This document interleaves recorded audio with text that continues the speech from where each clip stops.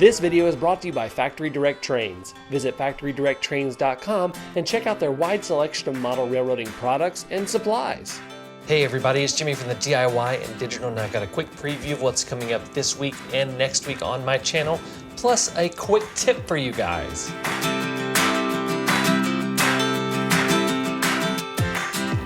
So this week on my channel, I've got some layout demolition. We're going to be salvaging as much as we can off of my old layout in preparation for building a brand new layout.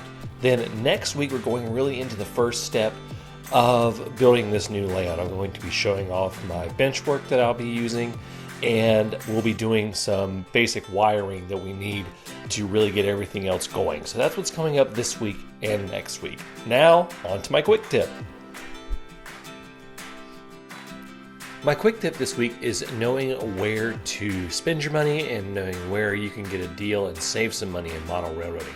For me, my place that I do not cheap out on is locomotives. Locomotives are probably the most expensive thing you're going to spend money on your model railroad, and you really don't want them breaking or busting or being unreliable.